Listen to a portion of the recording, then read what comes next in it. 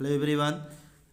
आज हम क्रमागत संख्याओं के बारे में बताएंगे, जो कि बहुत ही इंपॉर्टेंट क्वेश्चन है। क्रम से आने वाली कौन सी संख्या है, या सम संख्या कैसे मानेंगे, विषम संख्या कैसे मानेंगे।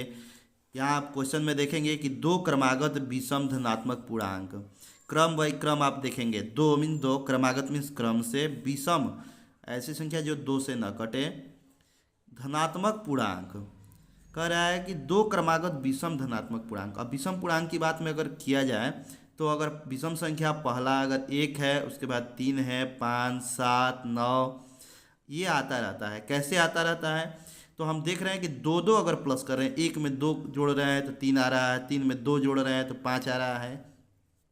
यानी कि इससे ज्ञात होता है कि विषम संख्या अगर क्रम से लाना है तो हमको दो जोड़ना पड़ेगा, और दोनों धनात्मक विषम पूर्णांकों के वर्गों का योग दे दिया है 290, तो वह क्रमागत विषम पूर्णांक ज्ञात करना है। तो हम पहला अगर मान सकते हैं कि पहला विषम पूर्णांक जो है एक्स, तो दूसरा जो क्रम से आने वाला है उसमें हम दो जोड़ेंगे, तो लिखेंगे कि माना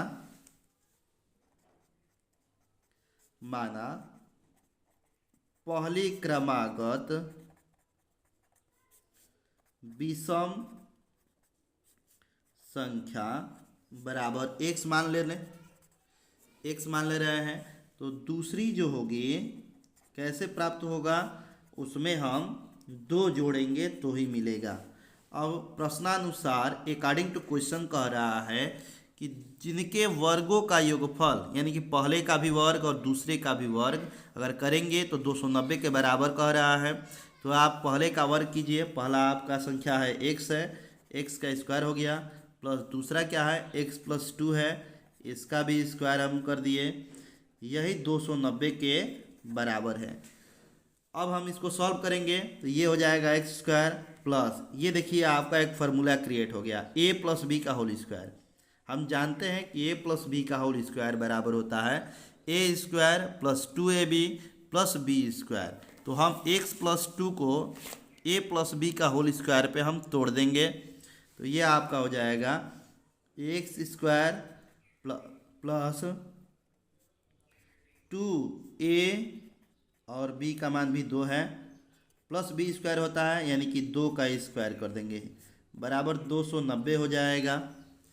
ये आपका एक्स स्क्वायर बराबर हो जाएगा 2x² प्लस, इससे इसमें मल्टीप्लाई करेंगे तो दो दूनी के 4x हो गया, प्लस दो का स्क्वायर 4 हो जाएगा, इसको हम इधर ला रहे हैं तो माइनस 290 बराबर 0 के हो जाएगा।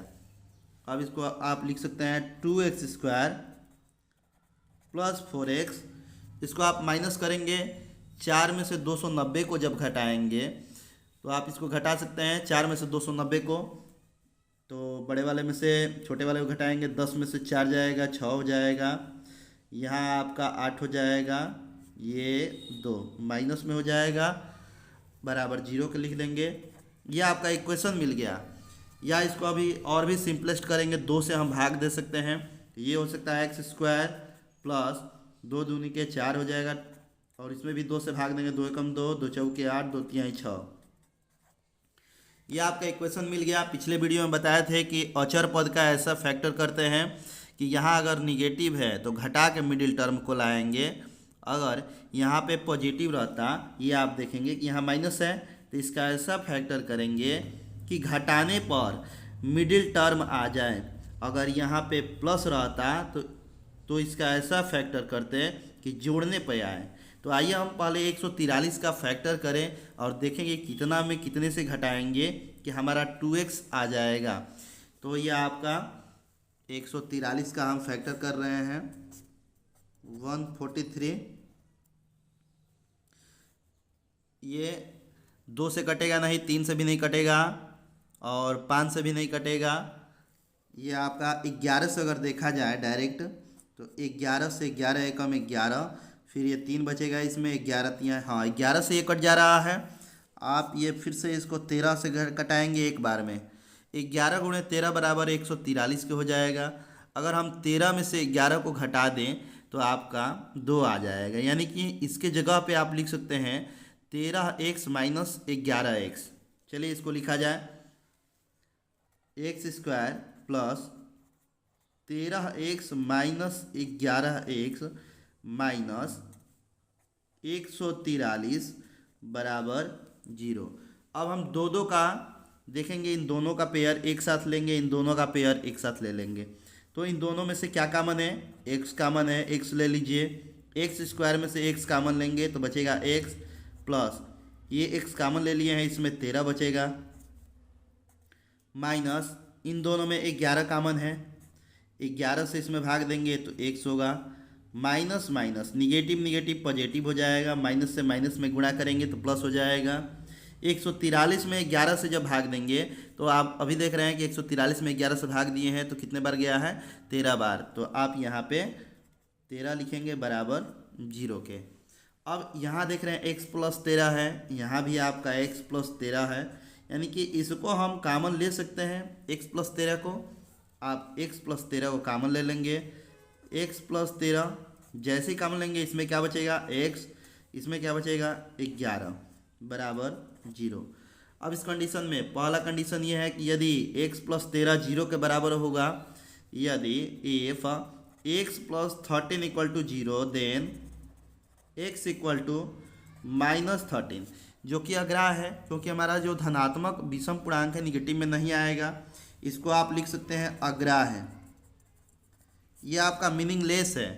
और इसको अगर ले रहे हैं कि if x minus 11 equal to 0 then x equal to हो जाएगा, ये निगेटिव इधर जाएगा तो पॉजिटिव में, जो कि ये वैल्यू हमारा सही है, पॉजिटिव में आ रहा है। x का मान निकल गया 11। x को हम क्या माने थे? तो पहली बार देखेंगे, x को आप पहला क्रमागत विषम संख्या माने थे, x का मान निकल गया है 11। आप लिख सकते हैं कि पहली क्रमागत विषम संख्या बराबर 11 के, आप लिख लेंगे अच्छे से कि पहली क्रमागत विषम संख्या बराबर 11 और दूसरी क्रमागत विषम संख्या x की जगह पे आप कितना रखेंगे? 11। तो 11 प्लस 2 जब आप रखेंगे तो इसका मान 13 के बराबर हो जाएगा। ये आपका पहला आंसर हो जाएगा, ये आपका दूसरा आंसर हो जाएगा। और कह रहा है, क्वेश्चन भी कह रहा है, देखिए कि दो क्रमागत विषम धनात्मक पूर्णांक बताना है। तो आपका पहला धनात्मक पूर्णांक क्या आ गया? 11 और दूसरा क्या आ गया? 13। यही आपका आंसर है। इसी प्रकार का वीडियो आप देखते रहिए। हमारे चैनल को लाइक कीजिए, सब्सक्राइब कीजिए और कमेंट कीजिए। Thank you.